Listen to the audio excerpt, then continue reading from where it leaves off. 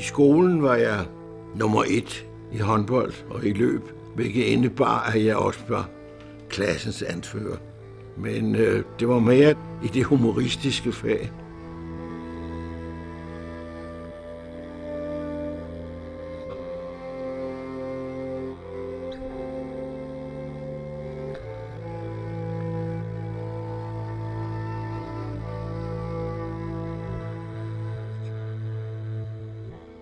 I 43, den 1. oktober, kom vi i en hektisk debat.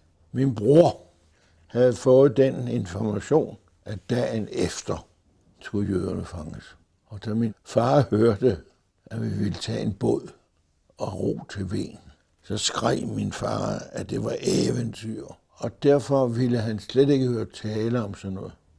Min bror og jeg havde aftalt, hvad der skulle foregå næste dag. Vi ville tage vores søstre med, den var der 2 af, og så skulle vi have Bernhard med, som var en strålende ven.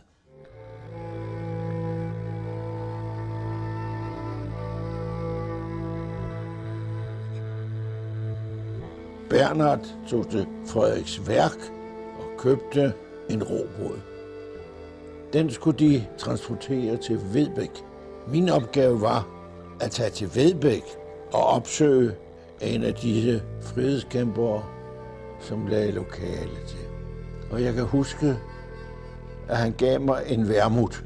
Han sagde, drik den, så får du det bedre. Og han anviste mig det hjørne, jeg skulle stå på, når de kom fra Frederiksværk.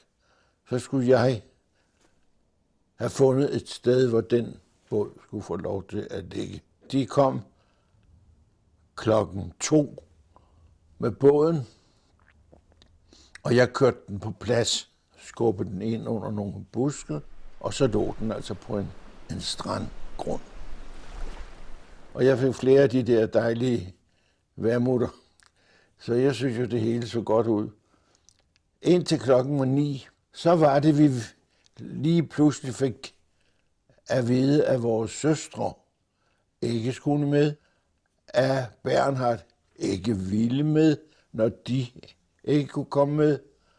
Og dermed blev det en helt anden besætning, vi fik med os. Da de så kom, dem der skulle med båden, og som vi ikke kendte, så blev vi jo lidt mærkelige og blev lidt kede af det. Og vi fik så skubbet båden i vandet. Jeg i dette tilfælde fik skubbet båden i vandet, satte mig op på min plads, hvor dyng våd. Og det var tusmørke, det var støvregn og koldt. Men Hven lå jo derovre, det kunne man jo se, for der var lys. Der var meget stille i den båd. Indtil man pludselig opdagede, at overbladene kastede fosforlys, hver gang der blev taget et tag. Vi vidste jo, at ude ved grænsen mellem Sverige og Danmark, der lå tyskerne med deres bevogtningsfartøj med projektører og pustede lysskyer ud over vandoverfladen. Vi måtte standse, og vi måtte i al stilhed rive min frakke i stykker. Det var jo synd. Den var sgu dyr. Og så bandt vi med det, vi nu kunne klare os med omkring overbladene. Så fortsatte vi roningen stille og roligt. Og da vi først var kommet på den rigtige side af grænsen, og altså var i Sverige, så var der jo ingen grænser, hvor glade vi var, og hvor afslappede vi var.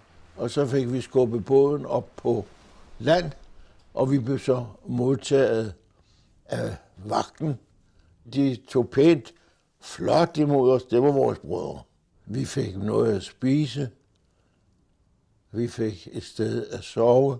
Og først nogle dage efter, at vi var ankommet, vi var jo nogle af de første, kom der rigtig mange.